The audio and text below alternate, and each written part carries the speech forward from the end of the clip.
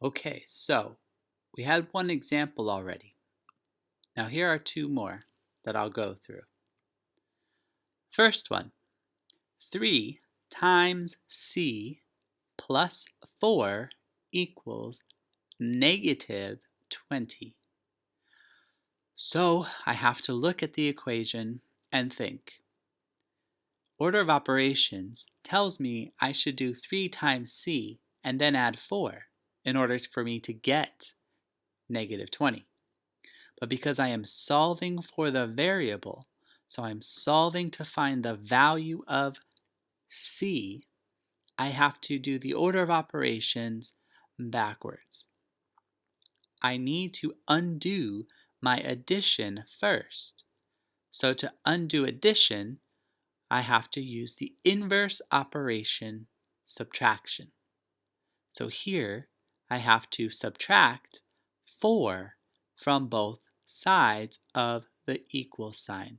I have to be fair to both sides. So 4 minus 4 on the left-hand side will give us 0. So it's not written there. So you see it left us with 3c on the left-hand side of the equal sign.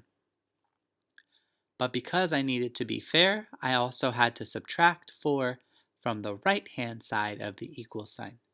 So it's negative 20 minus 4, which is negative 24.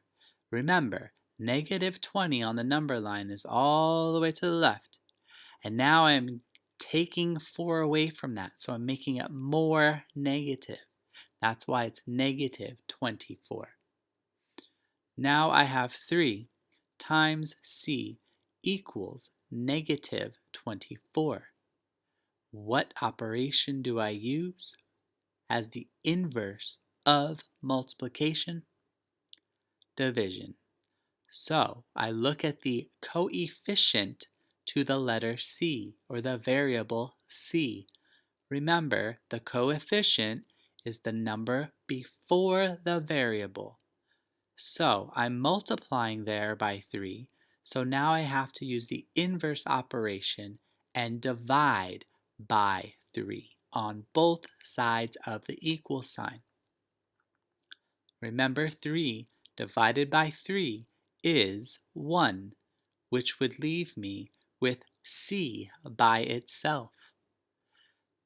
But if I divide the left-hand side by 3, I then have to divide the right-hand side by 3.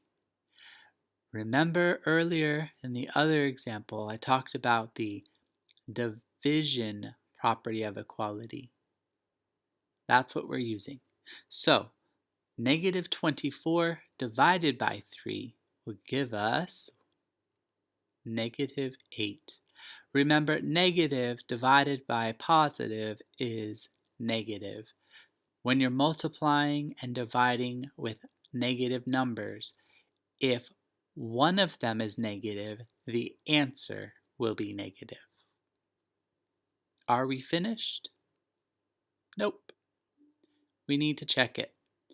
So remember I said put parentheses where the variable was.